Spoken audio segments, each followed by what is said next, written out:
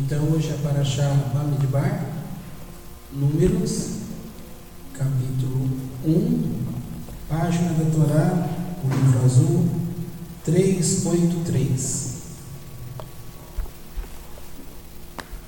Falou o Eterno Moshe no deserto de Sinai, na tenda da reunião, no primeiro dia do segundo mês, no segundo ano da sua saída dos filhos de Israel, da terra do Egito, dizendo: recebei a soma de toda a congregação dos filhos de Israel por suas famílias, tribos, segundo os seus pais, segundo o número dos nomes, todo homem, cabeça por cabeça.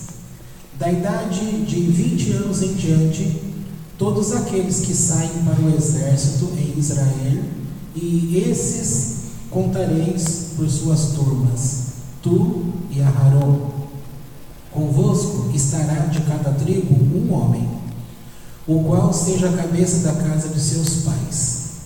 E estes são os nomes dos homens que estarão convosco: de Ruben, Elitsur, filho de Shedeur; de Shimon, Shelumiel, filho de Surishadai; de Judá, Nachshon, filho de Aminadab; de Issachar, Netanel, filho de Suar; de Zebulun, Eliabe, filho de Helon; dos filhos de Yosef, José; de Efraim, Elishamá, filho de Amiúde; de Menash, Gamliel, filho de Pedatsur; de Benjamim, Beniamim, Abidã, filho de Gidon; de Dan, Ahiezer, filho de Amishadai; de Asher, Pagiel, filho de Ohran; de Gade, Elisaf, filho de Deuel; de Naftali, Ahdá, filho de Enani. Estes são os que foram chamados da congregação, príncipes das tribos de seus pais. Eles eram cabeças dos milhares de Israel. E tomaram Moshe e Aharon a estes homens que foram declarados por nomes, e a toda a congregação fizeram juntar no primeiro dia do segundo mês, e foram designados pelas suas famílias, pelas casas de seus pais, pelo número dos nomes, desde a idade de 20 anos em diante, cabeça por cabeça, como ordenara o Eterno Moshe, contou-os no deserto de Sinai. E foram, pois, os filhos de Ruben, primogênito de Israel, as suas gerações, pelas suas famílias, segundo a casa de seus pais, pelo número dos nomes, cabeça por cabeça, todo homem de idade de 20 anos em diante, todo aquele que podia sair para o exército. Os que foram contados da tribo de Ruben eram 46.500. Dos filhos de Simão, as suas gerações, pelas suas famílias, segundo a casa de seus pais, os que foram contados pelo número dos nomes, cabeça por cabeça, todo homem da idade de 20 anos em diante, todo aquele que podia sair para o exército. Os que foram contados da tribo de Shimon era 59.300. Dos filhos de Gade, suas gerações, pelas suas famílias, segundo a casa de seus pais, pelo número dos nomes, da idade de 20 anos em diante, todo aquele que podia sair para o exército. Os que foram contados da tribo de Gade eram 45.650. Dos filhos de Judá, as suas gerações, pelas suas famílias, segundo a casa de seus pais, pelo número de nomes, da idade de 20 anos em diante, todo aquele que podia sair para o exército. Os que foram contados da tribo de Judá eram 74.600. Dos filhos de Issachar, suas gerações, pelas suas famílias, segundo a casa de seus pais, pelo número de nomes, da idade de 20 anos em diante, todo aquele que podia sair para o exército. Os que foram contados da tribo de Issachar eram 54.400. Dos filhos de Zebulun, as suas gerações pelas suas famílias, segundo a casa de seus pais, pelo número de nomes, da idade de 20 anos em diante, todo aquele que podia sair para o exército. Os que foram contados da tribo de Zebulun eram 57.400. Dos filhos de Yosef, dos filhos de Efraim, as suas gerações pelas suas famílias, segundo a casa de seus pais, pelo número de nomes, da idade de 20 anos em diante, todo aquele que podia sair para o exército. Os que foram contados da tribo de Efraim eram 40.500. Dos filhos de Menache, as suas gerações pelas suas famílias, segundo a casa de seus pais, pelo número de nomes, da idade de 20 anos em diante, todo aquele que podia sair para o exército. Os que foram contados da tribo de Menache eram 32.200. Dos filhos de Beniamim, as suas gerações para as suas famílias, segundo a casa de seus pais, pelo número de nomes, da idade de 20 anos em diante, todo aquele que podia sair para o exército. Os que foram contados da tribo de Beniamim eram 35.400. Dos filhos de Dan, suas gerações pelas suas famílias, segundo a casa de seus pais, pelo número de nomes, da idade de 20 anos em diante, todo aquele que podia sair para o exército. Os que foram contados da tribo de Dan eram 62.700. Dos filhos de Asher, suas gerações pelas suas famílias, segundo a casa de seus pais, pelo número de nomes, da idade de 20 anos em diante, todo aquele que podia sair para o exército. Os que foram contados da tribo de Asher eram 41.500. Dos filhos de Naftali, suas gerações pelas suas famílias, segundo a casa de seus pais, pelo número de nomes, da idade de 20 anos em diante, todo aquele que podia sair para o exército. Os que foram contados da tribo de Naftali eram 53.400. Estes são os que foram contados, que contaram Moshe, Aharon e os príncipes de Israel, 12 homens, cada um era pela casa de seus pais. E foram todos os que foram contados dos filhos de Israel, segundo a casa de seus pais, da idade de 20 anos em diante, todo aquele que podia sair para o exército em Israel. E foram, pois, todos os que foram contados, 603.550. E os levitas, segundo a tribo de seus pais, não foram contados entre eles. E falou o Eterno a Moshe, dizendo: porém, a tribo de Levi não contarás, nem sua soma tirarás entre os filhos de Israel. E tu incumbe os levitas sobre o tabernáculo do testemunho, sobre todos os seus objetos, sobre tudo o que lhe pertence. Eles levarão o tabernáculo e todos os seus objetos. Eles o ministrarão e em redor do tabernáculo acamparão. E quando o tabernáculo partir, os levitas o desarmarão, e ao pousar o tabernáculo, os levitas o armarão. E o estranho que se aproximar será morto. E pousarão os filhos de Israel, cada homem junto ao seu acampamento, e cada homem junto ao seu estandarte, segundo o seu exército. E os levitas pousarão ao redor do tabernáculo do testemunho, para que não haja ira contra a congregação dos filhos de Israel. E farão os levitas a guarda do tabernáculo do testemunho. E fizeram os filhos de Israel, conforme tudo que ordenou o Eterno a Moshe, assim fizeram.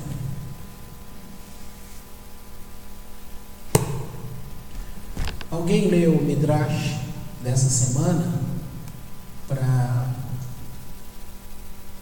Deve falar bastante coisa aqui em relação ao posicionamento do acampamento.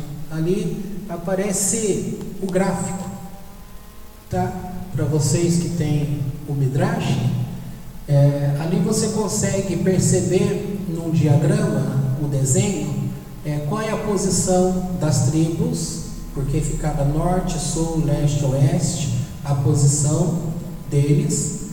E lembrando que esta posição, ela respeita a mesma posição que que os filhos de Yaakov, acho que quando Yaakov morreu, a disposição que foi colocada, ela é a mesma, tá? Então, eu lembro que o ano passado, eu acho que a gente comentou isso. Por que não houve briga em posicionamento? Porque foi respeitado aquele mesmo posicionamento. Então, o que aconteceu? Yaakov tinha recebido essa revelação do Eterno.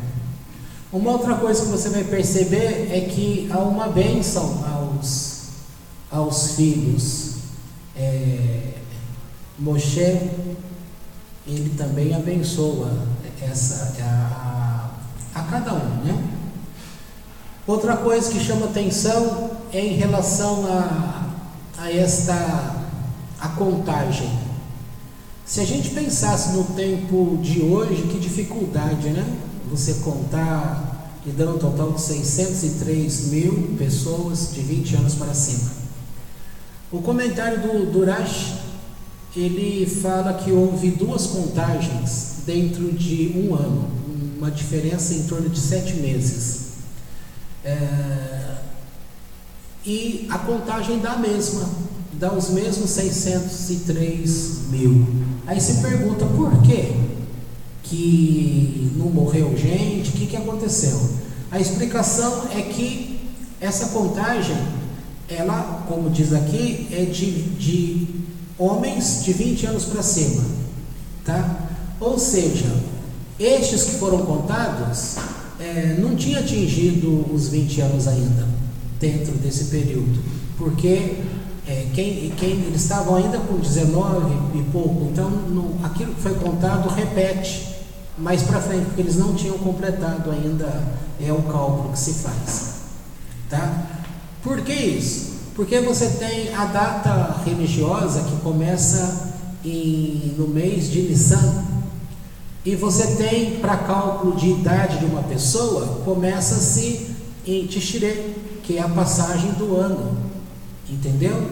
Então você vai contar que ano que estamos hoje, 5.777. Como que você sabe esse ano? Pela contagem de cada ano que começa a rodar em Tishre. Agora o calendário para questões de outras questões é Nissan, tá? Para questões religiosas. Então praticamente é isso. Agora, ontem, como a gente tem visto a cada sexta-feira, sempre um assunto entra na Torá do Shabbat. Ontem nós tínhamos comentado no Pirkei Avot, eu fiz uma comparação entre o comportamento da igreja evangélica e igreja cristã de uma forma geral, e o comportamento do judaísmo. E aqui nós temos um exemplo nessa parashá, que o primeiro nome que é começado aí a contagem é de Ruben. E é sabido que Ruben, como sendo primogênito, ele tinha perdido o direito à primogenitura. Não sei se vocês lembram disso. Ele cometeu um erro quando ele subiu ao leito do pai para defender a mãe dele, Léa. E Jacó, ele era apaixonado de verdade por Raquel, entendeu? E com a morte desta, ele contaminou o leito do pai, porque ele entendia, e era o desejo dele, que agora sim a mãe dele teria de fato um marido. Mas ele não escolheu a mãe dele, ele acabou escolhendo a que era serva de Raquel. Lembrando que ele era casado com as 4, e as 4 são consideradas irmãs. Por isso, quando ele vai ministrar a bênção, ele lança uma palavra sobre Ruben, lembrando a falha dele. Com isso, quem passa a ter o direito de primogenitura nesse sentido é Yehudá. E a posição de Yehudá como cabeça, como líder, mostra essas coisas na liderança. E Yosef, ele vai tomar Yosef como um primogênito e vai adotar os 2 filhos, tá? Agora, em relação ao que eu estava falando ontem, por isso que eu estou repetindo esse pedacinho, é que a forma de Deus enxergar as coisas, como nós já sabemos por diversos textos, é bem diferente da forma como nós enxergamos. E se a gente quiser fazer uso de um texto do Novo Testamento, que a gente conhecia muito no ano passado, e tinha até entendimentos até errados, o exemplo é quando nós falávamos de couraça da justiça, em Efésios, tá? Aquela famosa proteção de Deus. Esta couraça da justiça, ela vai pegar totalmente a parte do seu peito, não é assim? Protege. E você pensando nessa proteção, ele está justamente cobrindo o teu coração. Agora, quando Davi fala em Terrilim, Salmos, ele diz assim, louvando a Deus, que guardou a cabeça dele no tempo da guerra, tá? Deus guarda a cabeça e Deus guarda o coração também, porque a cabeça e o coração, ele está ligado, porque entre cabeça e coração você tem um pescoço. O pescoço vai fazer essa ligação. Quem vai falar nessa paraxá a respeito do pescoço é o livro do Zohar. Eu lembro que antes da gente saber dessas coisas, uma palavra que o Eterno trouxe para a gente aqui, muito tempo atrás, ele falou um pouquinho sobre o pescoço.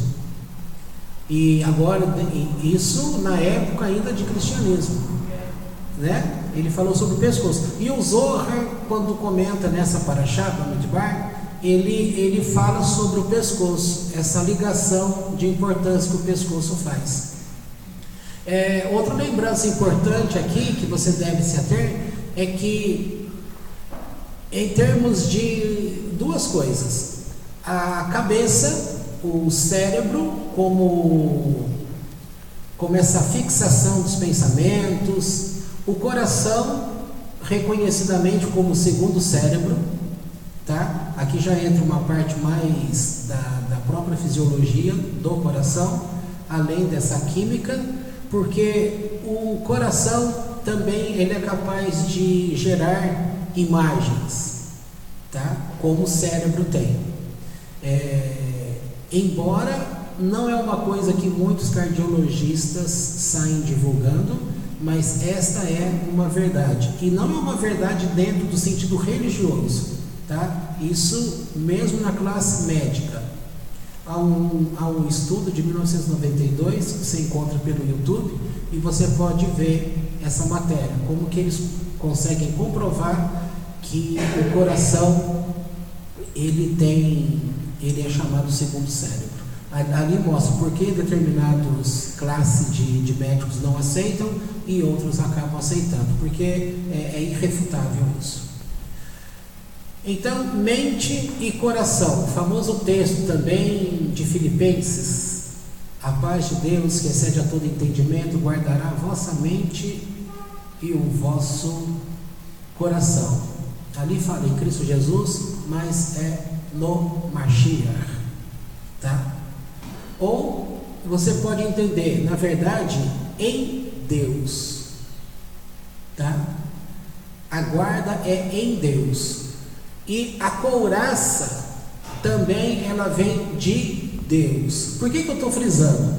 Para você não vincular, como nós declaramos ontem, o Pirkei Avot, ele está dizendo assim, o Abuiá, ele diz, aqui se compara a criança quando aprende a uma folha, como é que é o texto? A uma folha nova.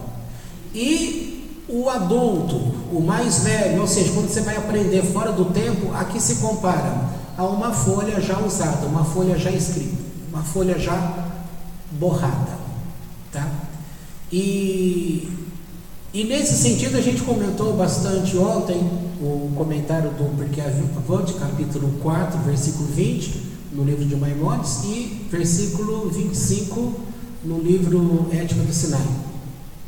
Então ali está mostrando para a gente sobre as fases do tempo. Quando você, enquanto criança, você vai registrar o ensino e vai fixar, porque está tudo limpo. E na vida adulta você vai ter resquícios de ensinamentos, de lugares por onde você andou. Então eu dei o exemplo bem como é dito pelo judaísmo, e o Eterno tem dito isso para muitas pessoas. Você que andou por muitos caminhos, ao chegar no judaísmo do Eterno para aprender a Torá, você deve procurar limpar o máximo que você puder o teu coração, ou no caso a tua mente, dos ensinos do passado, para que esta tinta da Torá ela possa penetrar no seu coração e ser recebida como algo novo para ser fixado, tá? Aí a gente lembrou daqueles textos que foi usado no Novo Testamento também, em relação a você pegar um pano novo, remendar com um pano velho, o vinho novo, colocar em odre velho. Então tem que ser novo com novo, tá? E outra coisa que eu queria pontuar aqui, mais para o lado pessoal nosso, é a forma como é que Deus ele emite um veredito e como é que ele olha para as pessoas. Eu comecei falando aqui em relação a Rubem. Rubem, ele cometeu a falha? Sim, mas ele teve como voltar atrás, ele teve como compensar.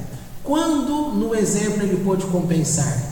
O exemplo é quando José seria morto pelos irmãos, e ele fez de tudo para que o irmão fosse colocado naquela cova, e a ideia dele era voltar em seguida e tirar o irmão dali e salvar o irmão. Isso é uma atitude muito positiva, tá? Comparado com aquela atitude negativa que ele havia feito. Então, pontuando essas coisas, nesse sentido, a nossa vida, nós cometemos falhas, estou usando o sentido negativo, mas nós também cometemos atitudes que são positivas.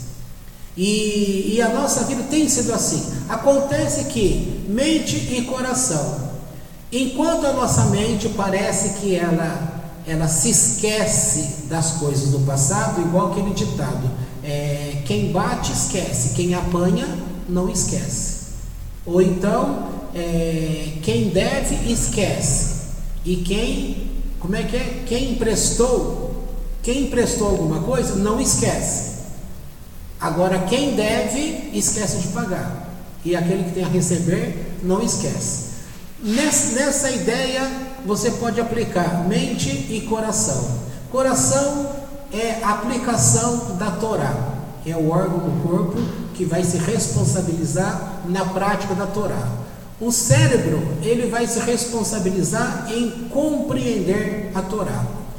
Claro que necessariamente você precisa passar pela ligação entre o coração e o cérebro, e aqui passa por todo esse sistema que vai ser o pescoço, tá certo?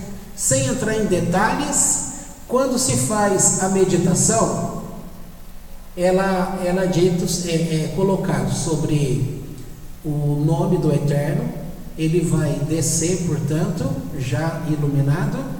Esta energia do nome de Deus, a gente fala para penetrar onde? No teu cérebro.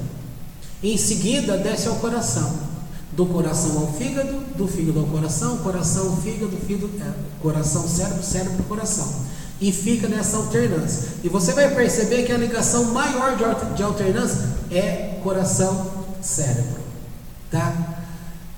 E como já foi explicado, que eu não preciso falar aqui agora, em relação àquilo que se pensa para trazer à existência, tá? Agora eu estou associando que quando o Eterno ele olha para uma situação, ele considera um todo. Nós vimos nas últimas aulas em relação a Derech Hashem, o caminho de Deus, como é que o Eterno faz o julgamento, e ele vai usar também o sofrimento como uma forma de vir sobre a pessoa, tá? E a forma que ele usa esse sofrimento também vai determinar, segundo aquilo que já foi acordado, se a ajuda será muita da parte de Deus, ou se será pouca, ou se será muito pouco, ou se será quase nada, e talvez por alguns não terá ajuda. Então o sofrimento ele vai agir. É bom ler até esse capítulo 7, porque ele vai trabalhar essa ideia para você compreender esse tema que é tão difícil, né? Você compreender, por exemplo, por que uma pessoa boa está comprometida com a Torá, sofre. É quando nós fomos acostumados no ensino que o sofrimento como símbolo de pecado. Se a pessoa está sofrendo demais, é porque ela está errada em alguma coisa. Basta lembrar no livro de Jó. Bastou acontecer aqueles negócios com ele, os amigos começaram no discurso e tentar provar para ele, e quase que eles conseguem fazer com que Jó acreditasse que ele estivesse em pecado. Num dado momento ele ora a Deus e diz assim para o Eterno: se eu estou em pecado, mostra para mim o pecado para que eu faça techuvá. E nem assim foi mostrado a ele, em princípio, o pecado dele, tá? Tem muitas coisas, é muito difícil falar nesse assunto porque as variáveis são grandes, tá? Talvez até um matemático teria dificuldade para poder lidar com tantas variantes. Por quê? Porque o sofrimento ele pode ser a tentação, ele pode ser fruto de pecado, ele pode ser correção, pode ser maldição autoimposta, pode ser essa questão de Deus quando traz algo para você, já para te redimir de algo que você vai fazer lá na frente, como a Torá, numa das parashiot, fala isso. É diverso. E essa questão da ajuda de Deus também. Mas o ponto que eu quero colocar, que a gente já começou a falar um pouco ontem, e que aparece aqui, é que Rúben, ele errou. Ele tinha direito à primogenitura e ele perdeu o direito à primogenitura. Mas agora, quando vai falar sobre o número, começou-se a contar de fato pelo primogênito. Embora nesse sentido ele já não era mais o primogênito, tá? Mas aqui mostra, e isso é um comentário da Torá de Mordecai, a Torá em espanhol, com os comentários, chama atenção para isso, dizendo que o fato de se começar a contar este exército, estes homens, por Rúben, mostra que mesmo ele não tendo a primogenitura, está mostrando o respeito. E ontem nós havíamos comentado justamente essa linguagem do respeito, como nós aprendemos no sentido errado lá no passado. No sentido errado porque às vezes não é nem o ensino errado, a prática errada faz você ter um confronto e você começa a perceber sem perceber. Então veja só, como falamos do Abuyá, ele é dito no comentário que quando ele disse essas palavras, ele era um erudito de Torá, ele era um mestre. Mas depois ele deixou a fé da Torá e começou a estudar outros tipos de assunto, e o jeito de se encarar a Torá já não era mais segundo a tradição oral. E portanto entrou a corrupção nesse sentido. E é dito que o Rabi Meir sempre continuou respeitando o Abuyá como o mestre dele.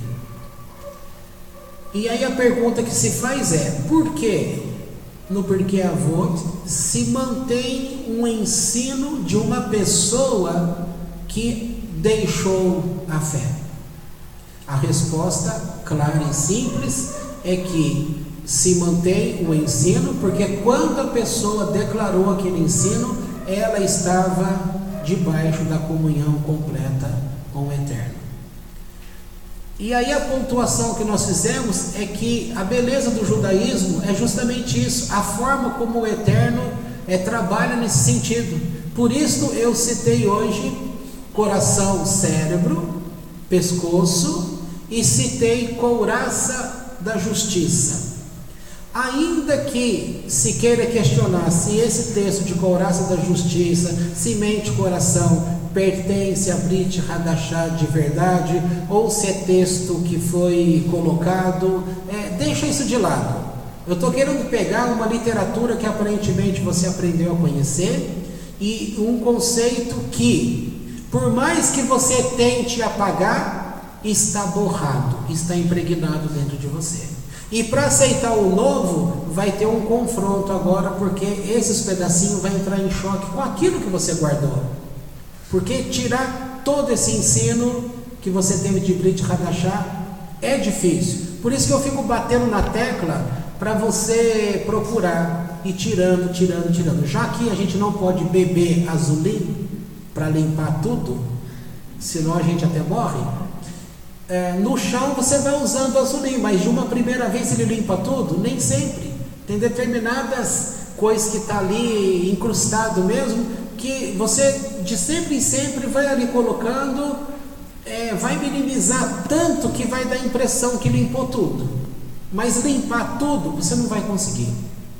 Mas o que eu quero chamar a atenção é isso: se o Eterno, digamos que ele tenha de fato falado sobre a couraça da justiça, então essa justiça ela vem de quem? Do Eterno. E a forma do Eterno julgar não seja em qualquer tipo de religião, eu acho que é um consenso. A forma do Eterno julgar é diferente da forma religiosa e é diferente da forma humana. Nós temos visto aí que em determinados países, em relação à corrupção, aquele que é pego no ato da corrupção, ele se mata, porque ele sabe que a pena vai ser muito dura. Tá? Aqui no Brasil, a gente está vendo que o corrupto fica provado tanto que ele roubou, nem preso ele tem ido. É processo em cima de processo, em cima de processo, o tempo vai passando e fica aquele ar de impunidade. Tá? Religiosamente falando, você vai ver que tem alguns que são mais duros, outros que são bem brandos. Tá? Muito brando, que dá um ar de impunidade. E é aqui que eu quero que você pense. O Eterno, ele está acima de todas essas coisas. Nós queremos a punição extrema de Deus quando é do nosso interesse, tá? Então a gente está vendo com o coração, no sentido emocional agora. Mas quando você pisou na bola, você quer que Deus julgue você com misericórdia. Aí você não está pensando com o coração, você está pensando com a tua mente, olhando ligado ao teu coração. Aí você quer aquela justiça branda, que Deus te entenda, que Ele compreenda todas as coisas, mas no momento que você está analisando, você não quer compreender todas as demais coisas. O exemplo que Deus está dando, que eu estou citando o Rubem, ele errou, ele teve atitudes positivas na vida dele depois? Teve várias outras. Foi considerado? Foi uma forma do Eterno demonstrar que Ele está honrando cada momento de atitude. É a forma de apresentar aqui em primeiro lugar o nome dele, ou seja, ele não foi apagado, tá? Por que eu estou frisando isso? Porque todos nós, e nós temos amigos, pessoas, familiares, conhecidos, até desconhecidos. O exemplo que você falou há pouco aí, sem citar nome e qual foi o tema, mas a pessoa estava se sentindo culpada. A necessidade dela era de procurar um líder e abrir o jogo. A forma como ela consultou o líder, nem sempre o líder está conectado corretamente com o Eterno. E nem sempre a correção do líder vai ser de acordo com os olhos do Eterno. Então, ao invés de ajudar, pode piorar ainda mais. Ou seja, aquilo que estava ruim ficou pior. Se você compreender que Deus não é aquilo que você acha que Ele é, porque nós temos ainda uma imagem muito errada de Deus, muito errada. A gente poderia falar que nós não conhecemos Deus, porque nós aplicamos um conhecimento psicológico, que a gente aprendeu sobre coisas, e a gente projeta que Deus é aquela figura que a gente está trazendo de dentro, e a gente traz de dentro por causa das nossas avaliações. E esta avaliação, ela não é no sentido racional, isento de situações. Ao contrário, você vai pedir para um petista julgar o PT? Ele vai julgar com imparcialidade? Não. Entendeu? Você vai pedir para um juiz que vai julgar a mãe dele, ele vai conseguir julgar a mãe dele imparcialmente? Não vai conseguir, ele está ligado a ela. Nós estamos sempre ligados a alguma coisa. E esse julgamento que a gente criou, essa imagem de Deus, nós criamos muitas figuras que é de mito, figuras que a gente precisou, às vezes até um modo de fuga que a gente precisou criar um tipo de Deus do jeito que a gente quis. E agora nós estamos tendo a oportunidade de conhecer a Deus da forma que Ele está se apresentando a um povo. E eu gosto do Midrash, o pequeno Midrash diz, para as pessoas lerem o pequeno Midrash diz, estudando a Parashot pelo Midrash, porque ali vai mostrar a presença de Deus próxima do povo que Ele trouxe à existência. Tá certo? Essa é uma questão importante. E estou lembrando aqui, o comentário da Torá também fala que nesses homens que foram contados, não foram contados os Erev Rav. Quem são estes, os Erev Rav?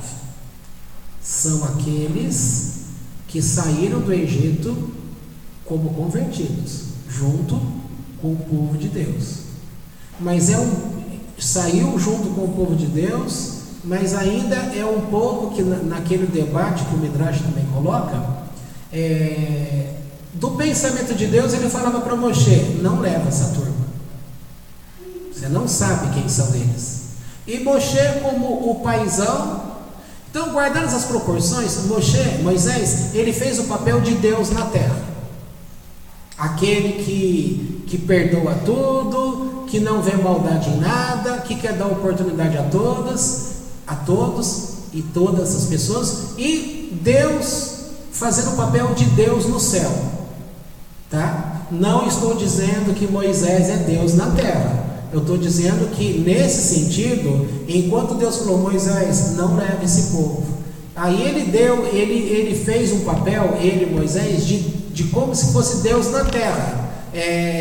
A bondade, ele projetou nesse sentido aquilo que é bondade de Deus, misericórdia de Deus. Mas também tem que se lembrar que Deus é extremamente justo, ele consegue enxergar a medida da maldade que o olho humano não consegue.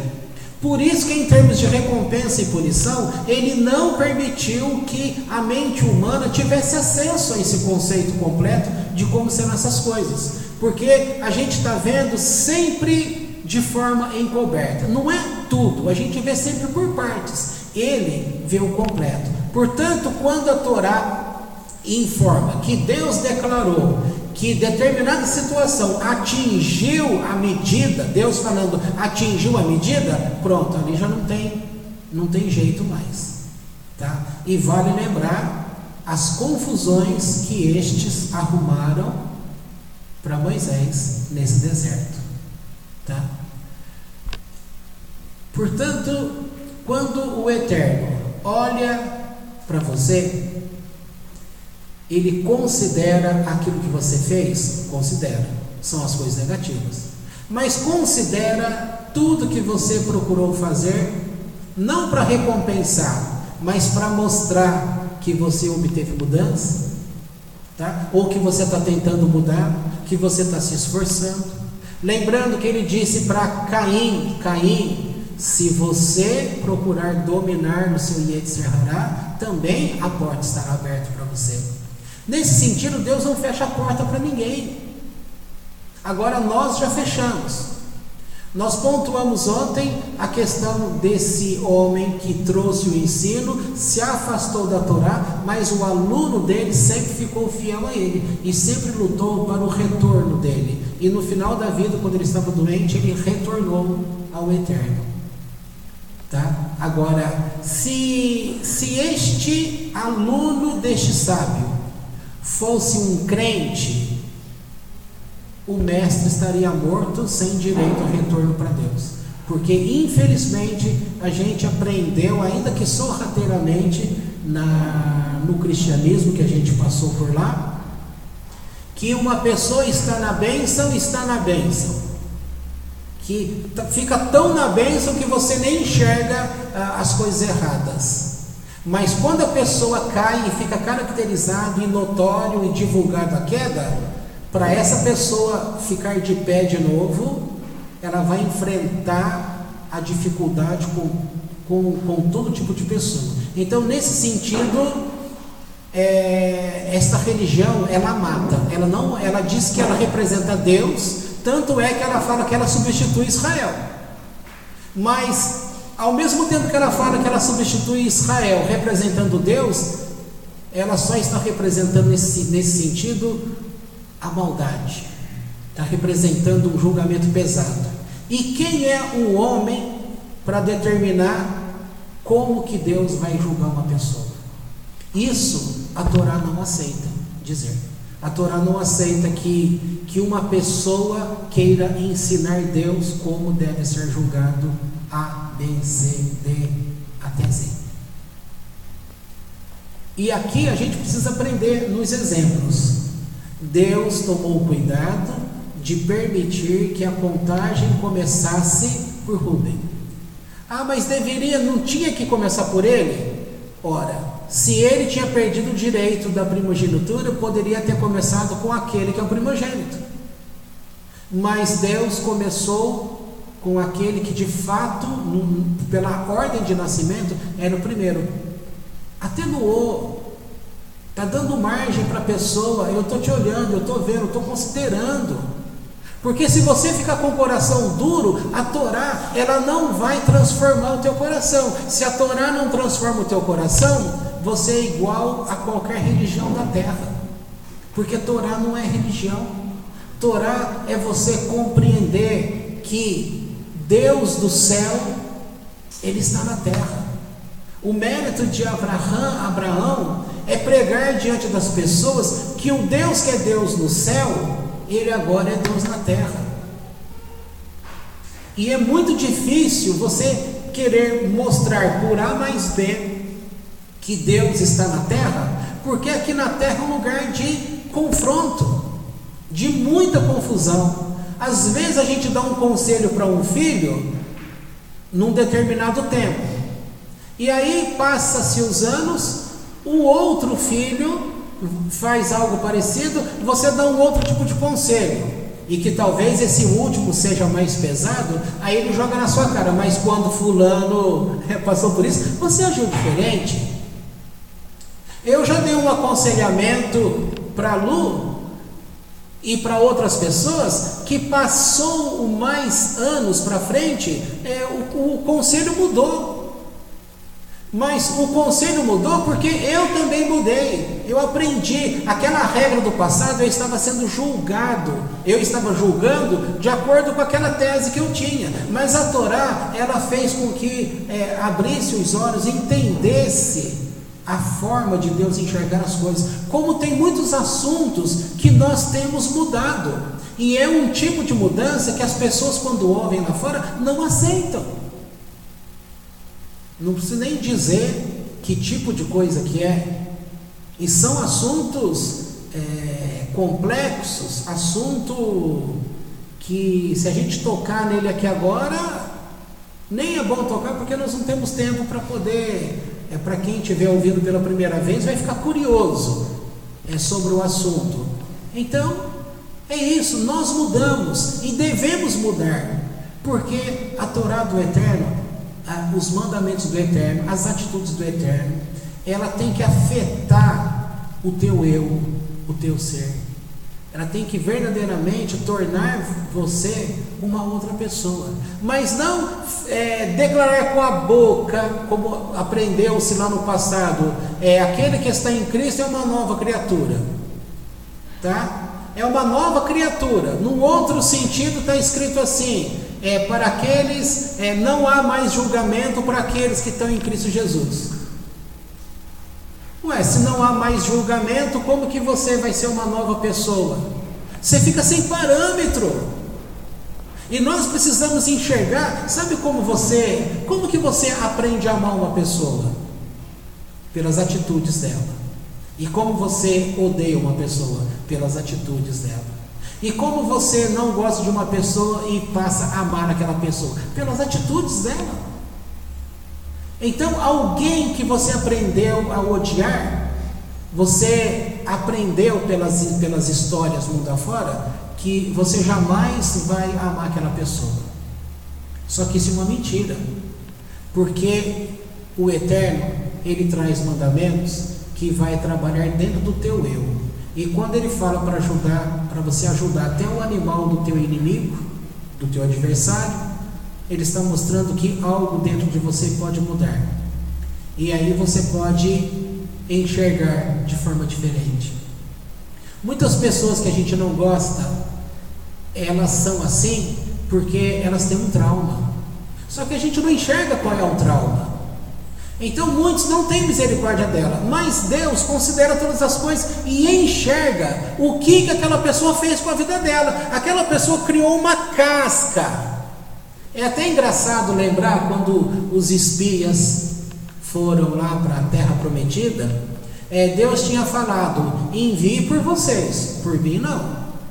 E quando eles foram, eles dormiram achando que eles dormiram numa caverna, né? E depois eles foram descobrir que aquela caverna era a casca de uma romã que um dos gigantes tinha comido e comeu o miolo, soltou a casca, ficou uma caverna de tão grande que era aquele negócio. Então era caverna para um, mas foi comida para outro. Aquilo que ele viu como caverna, muitas pessoas, elas, para se defenderem, elas criam uma couraça, elas criam uma casca para o lado de fora e não deixam ninguém mais entrar. Entendeu? E aí a gente fica com o histórico fechado naquela pessoa, um estigma que a gente já não muda mais opinião, e a gente acha que nem Deus considera aquela pessoa, mas o Eterno, Ele considera todas as coisas, porque Ele vê o real de todas as coisas, e Ele permite que até aquele que a gente determinou que não tem chance, quem vai determinar que não tem chance é apenas Ele, porque é Ele que conhece a medida quando uma pessoa atinge. E diz os ensinos judaicos de uma forma geral que para atingir essa medida tem que ser muita coisa. É nós que não suportamos medida nenhuma. Para a gente qualquer coisa a gente já arrisca o nome da pessoa, porque a maldade ainda está em nós. E quando a gente começa a mudar um pouco, as pessoas taxam você de tonto, de bobo, de religioso, entendeu? Não tem sentido. Se você muda para melhor, você é bobo. Se você não muda para melhor, você é mau, tanto quanto... Peraí, não agrade pessoas, homens, agrade a Deus, toque o coração de Deus. Vamos vendo os exemplos, como Deus vem, desce, conversa. Olha que imagem bonita, quando Deus pede para fazer o tabernáculo. O tabernáculo foi um presente para tentar, no meio do povo, diminuir a falha deles de terem feito um bezerro de ouro. Então eles colocaram um outro Deus dentro do acampamento de Deus. E agora, para que eles se sintam realmente perdoados, Deus pede para que uma casa, que Ele fala, olha, eu vou morar no meio de vocês. É uma forma para poder apagar essa situação, tá?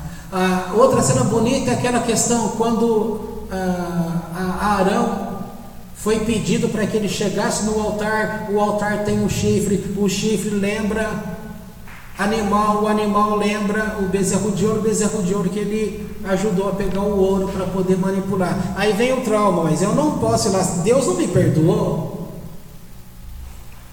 E aí vem aquela voz de carinho: Moisés, fala para o teu irmão se aproximar, eu perdoei. Ele precisa ver que ele é uma outra. Deus perdoou tanto e fez ele uma outra pessoa que ele ficou marcado como pacificador.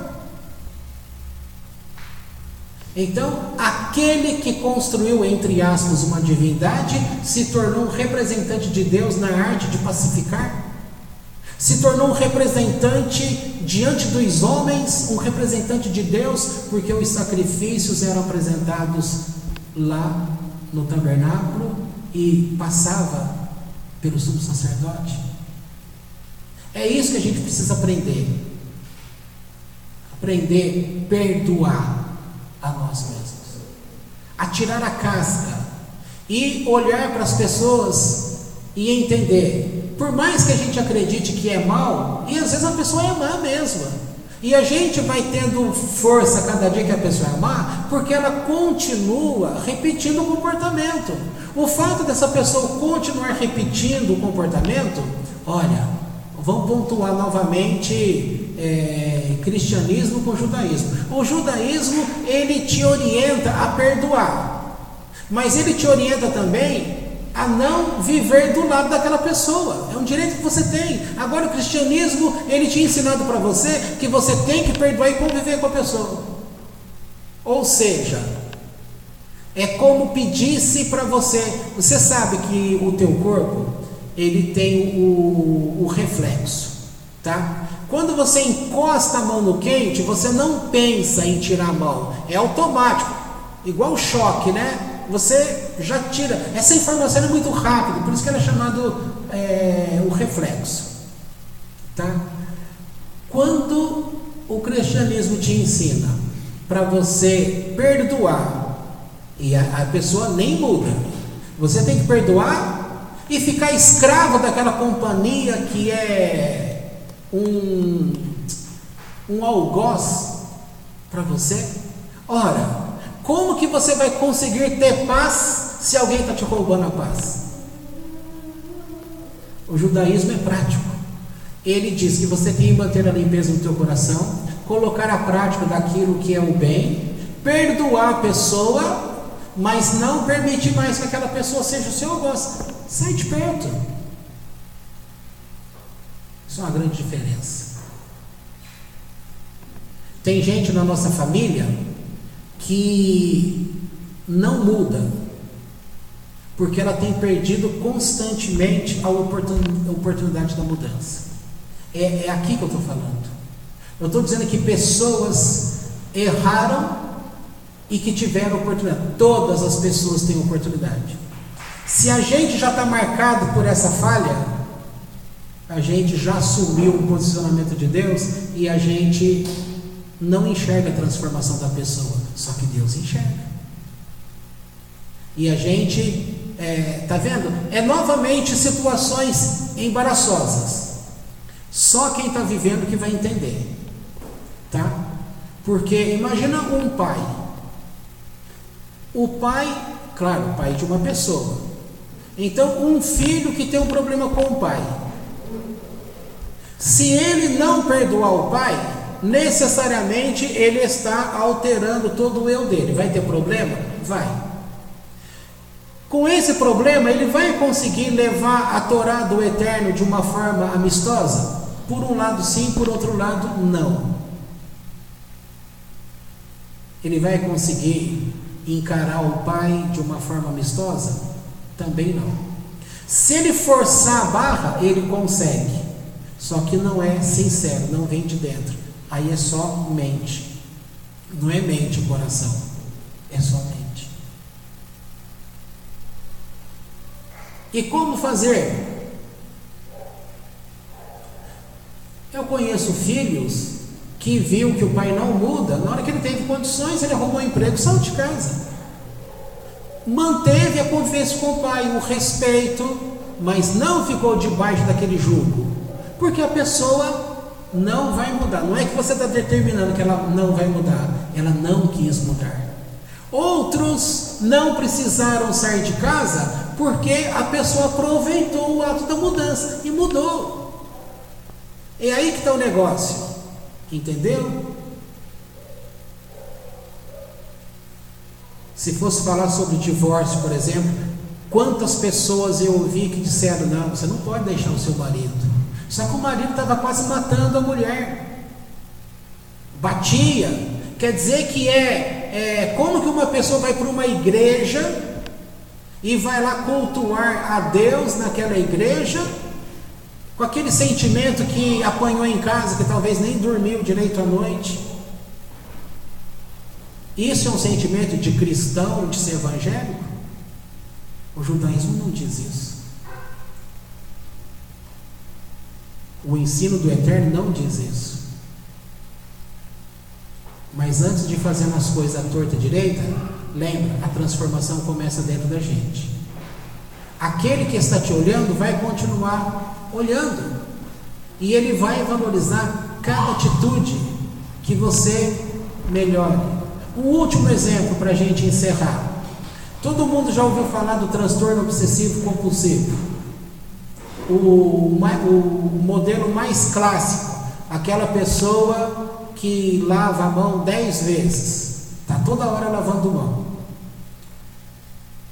Se essa pessoa conseguir 1 minuto, 2 minutos antes daquela ânsia de querer lavar a mão, se ela conseguir retardar 2 minutos para lavar a mão, é um grande ganho. Agora, para você que não tem problema nenhum, o que é 2 minutos? Aí você fala: 2 minutos não vai fazer diferença. Não faz na tua vida, na dela faz. Aí dali a pouco ela já consegue 5 minutos, dali a pouco ela consegue 10 minutos. Assim ela vai começar a controlar toda uma situação.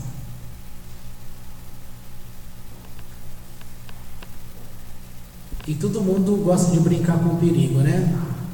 Lembra quando as calçadas, não sei se tem ainda, no interior que tem bastante, né? A calçada, ela faz aquele desenho assim, sempre é um escuro e o shopping Dom Pedro aqui, ele tem um corredor lá, que é assim, eu ia com o Gabriel pequenininho, segurava na mão dele, aí ele falava: agora é só branco, hein papai? Aí segurava na mão, aí tinha que dar aquele salto, não podia pisar, seja no branco, seja no preto.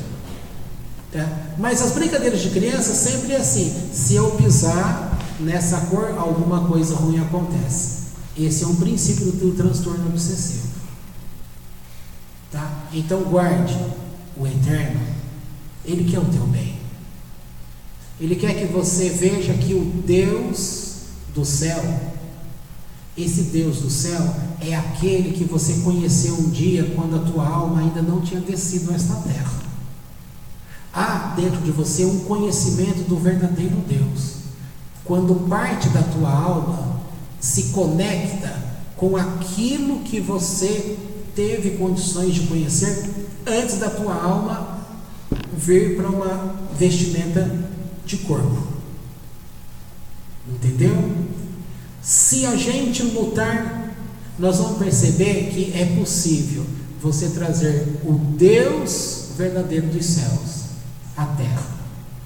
Mas antes de você trazer à terra, você tem que trazer para dentro de você, porque é de você que será mostrado a terra.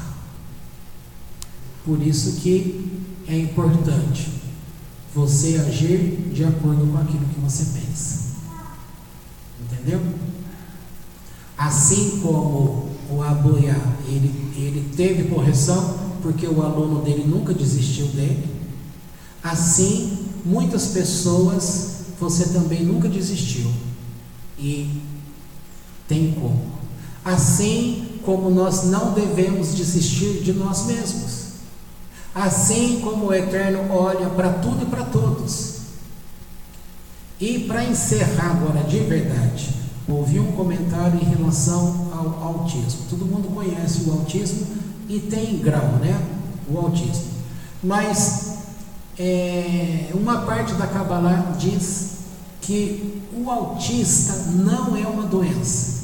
O autismo, ele é a alma de um profeta que está dentro da pessoa. Portanto, não se deve perturbar aquela pessoa.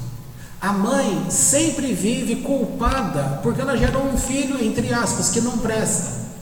Não estou dizendo que o autismo não presta, não é isso. Mas tem muitas mães que, quando teve o diagnóstico, elas se sentem, alguma coisa aconteceu comigo, etc, etc, até ela compreender e amar o filho do jeito que é, vai um longo caminho. E é um trabalho, entre aspas, para o resto da vida.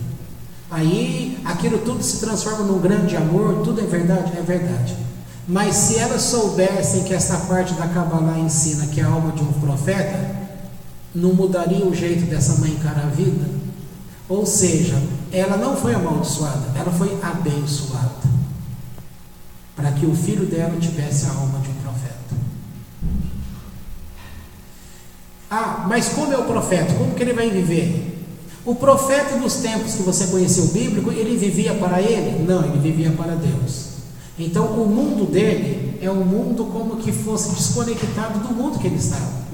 Esta alma de profeta, ela está ali, ela está vivendo aqui nessa dimensão, porém numa outra dimensão, dentro daquela pessoa, porque ela vive a vida dela para Deus. É isso.